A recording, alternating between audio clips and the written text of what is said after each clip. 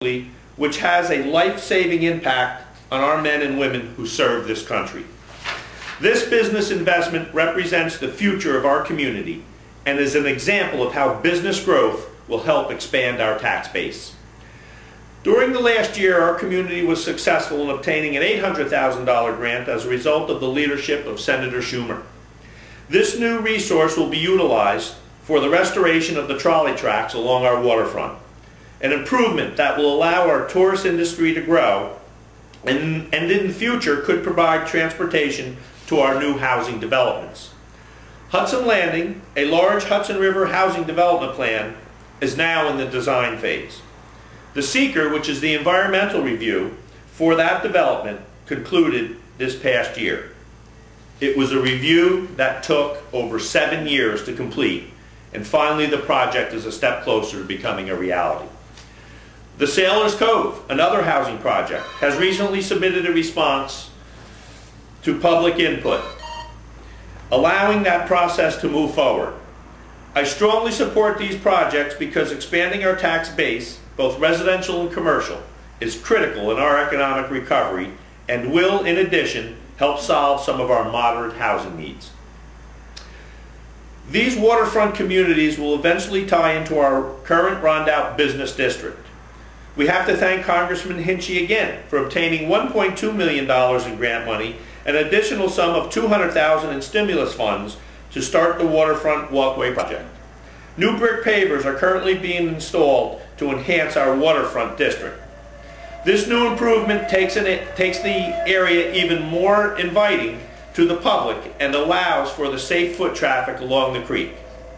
Also, a $440,000 grant has been awarded to complete the facade at our wastewater treatment plant, a place along the Strand in need of improvement and a necessary piece of the waterfront revitalization plan.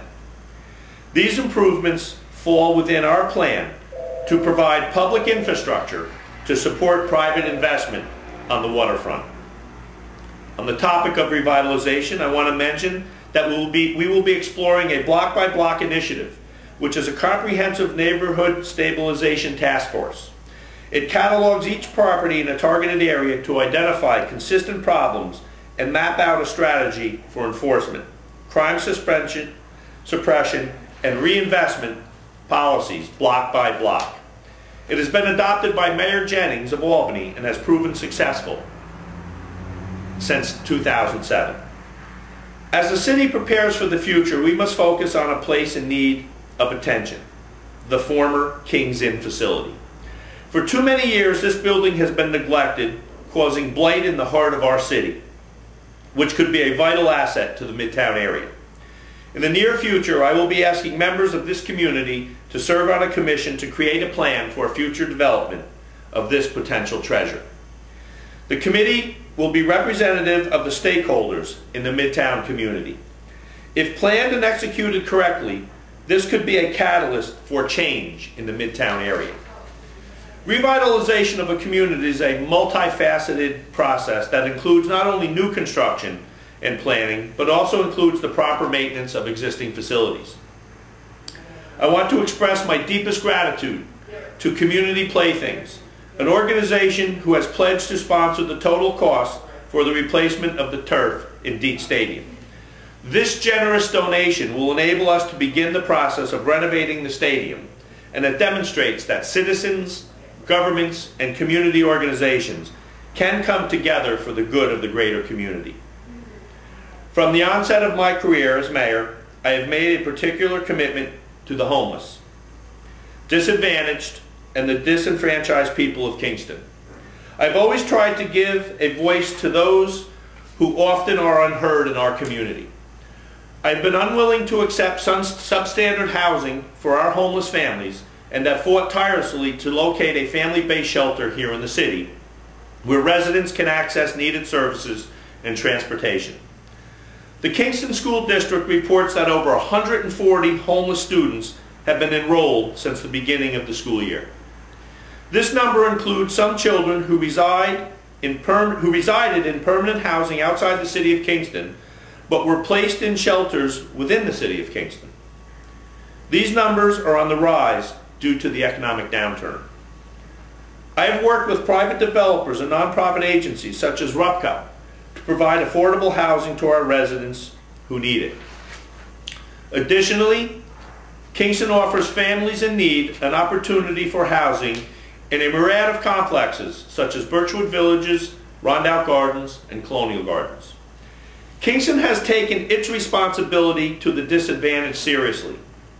Kingston Schools, which serves several towns in the county, continues to educate homeless children who come to school from motels, children who are displaced because the town in which they reside does not provide shelter or affordable housing. It is my contention that while our community has risen to the need of our poor, other towns have fallen short. It is simply unacceptable for a child to be moved outside the comfort of his or her own backyard into a shelter into a community that is unfamiliar. As mayor, I will continue to take ownership and responsibility for ensuring that the children in this city are sheltered and safe. I will, however, be asking other towns and villages in the county to do the same. I hope that Kingston's commitment to the housing can be a shining example to other towns and to the county of Ulster. This year I will be asking other governmental agencies to make a commitment to the people in their communities who need them most.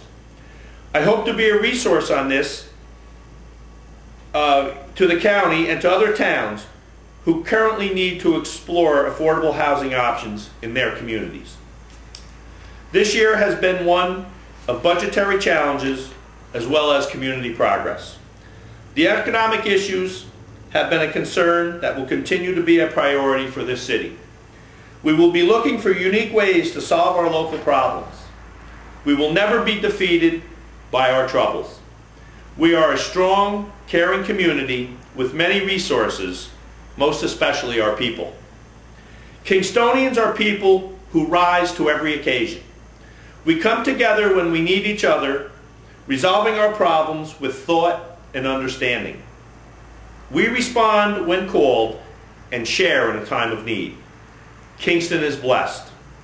We will ride the rough waters, tethered together as a community.